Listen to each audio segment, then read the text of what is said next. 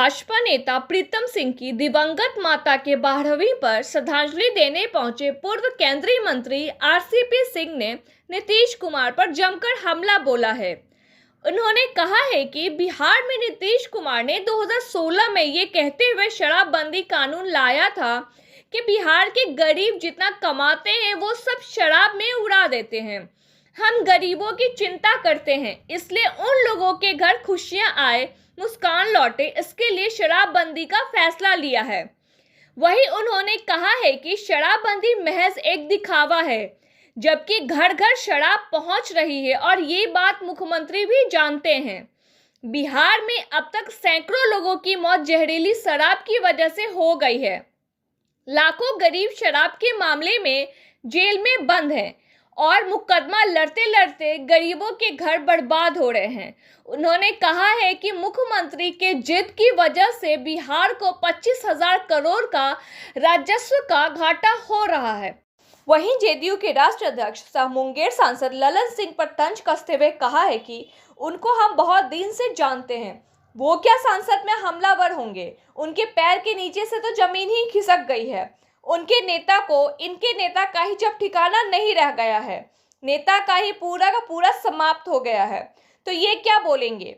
क्या संसद में हो चाहेंगे आम जगह पे क्या करेंगे? देखिए, उनके बारे में क्या कहूँ, मैं बहुत साल से जानता हूँ। क्या हमलावर होंगे, जमीन के नीचे से पैर खिसक गई है। इनके नेता का ही अब ठिकाना नहीं रह गया है, नेता का ही जब पूरा का पूरा सब समाप्त हो गया है। तो नीतीश बाबू की पहचान थी, जो उनकी विश्वसनीयता थी, जो साख थी, सब समाप्त हो गया। अब प्रशासन का पूरा जो इकबाल था वो सब खत्म है। तो क्या आरोप लगाएंगे? 2024 का चुनाव आ रहा है ना, ये लोग नीचे से फर्स्ट करेंगे। आनंद दीजिए। मुजफ्फरपुर में एक बार फिर से जहरीली शराब से मौत हुई है, वो मौत हुई है, कई लोगों की आंख की रोशनी चली गई है। आज की घटना है। देखिए, यही तो मैं बता रहा हूँ। देखिए, नीतीश बाबू ने 2016 के बाद से क्या किया, पूरे बिहार में शराबबंदी लागू कर दी। और ये उन्होंने सोचा कि कानून के जरिए हम इस प्रकार का सामाजिक जो है सुधार ला देंगे। संभव है क्या?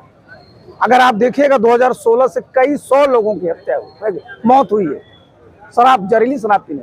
ये तो स्पष्ट है जी, घर घर में शराब पहुंच रहा है। ये मुख्यमंत्री जी को भी पता है, लेकिन उनकी दिक्कत क्या है, वो अपने जिद में इस तरह से है ना कि पूरा का पूरा बिहार का, जहां 25,000 करोड़ का राजस्व का नुकसान है, इतने लोग जो है जहरीली शराब से मर रहे हैं, और लाखों लोग जो गरीब लोग हैं वो जेल में बंद हैं। आप सोचिए, जो जेल में बंद है कितना मुकदमा में खर्च होता है। तो उन्होंने क्या कहा था शराबबंदी लागू करने के लिए कि इससे गरीब के घर में खुशहाली आएगी, गरीबों के चेहरे पर मुस्कान होगी। हुआ क्या है जी? शराब पी के तो लोग मर ही रहे हैं और मुकदमा लड़ते लड़ते सबका घर बर्बाद हो गया। अब बिहार का जो राजस्व का नुकसान हुआ वो अलग है। तो एक भी नीति नीतीश बाबू की सफल नहीं रही है। और बिहार को समझिए कि आज की तारीख में ये लोग लंबी लंबी बात करते हैं। प्रदेश में, देश में हम लोग जो है राष्ट्रीय औसत जो आमदनी होती है वो सबसे नीचे है जी। 54,000 हमारा है वार्षिक, पूरे देश का 2 लाख। क्या ये लोग बात करेंगे? अगर थोड़ा भी इनमें जो कहते हैं ना, आज भी अगर इसको कहते हैं, अगर बचा हुआ रहता ना, ये अपना इस्तीफा दे करके चले गए। हो गया क्या करें? देखिए जी, ये बड़ा ही दुर्भाग्य है, लेकिन बिहार की स्थिति बहुत ही खराब है। इसलिए मैं बोल रहा हूं कि बिहार के मुख्यमंत्री का आप रोज देख रहे हैं,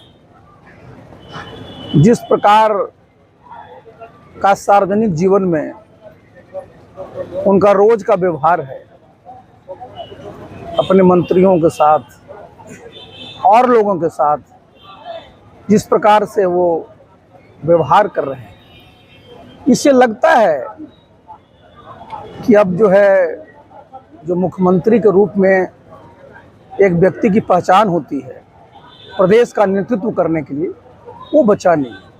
देखिए, मुख्यमंत्री जी का जो व्यवहार है वो पूरे बिहार के लोगों को एक मजाक बना दिया।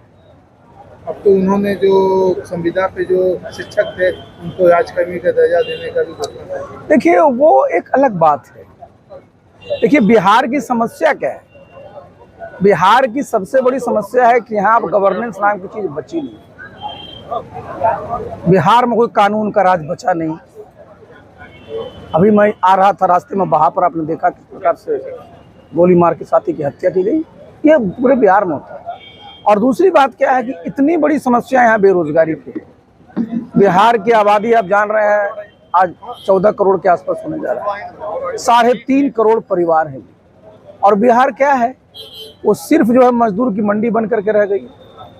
तो उस पर कैसे बिहार में निवेश हो, खास कर करके जितना वो निजी निवेश हो, तभी तो यहाँ पर रोजगार के अवसर पैदा हो। तो पूरे 33 साल में ये दोनों जो बड़े भाई या छोटे भाई मुख्यमंत्री रहे हैं, कैसे यहाँ पर निजी निवेश आए, कोई प्रयास ही नहीं किया। और इसके चलते क्या है कि साहब हमारे जो बच्चे हैं वो सब या बच्चियां पढ़ने के लिए भी बिहार के बाहर जा रही है, कोचिंग के लिए बिहार के बाहर जा रही है, और जब उनको नौकरी तलाश करनी होती है तो उसके लिए भी बाहर जाना पड़ता है।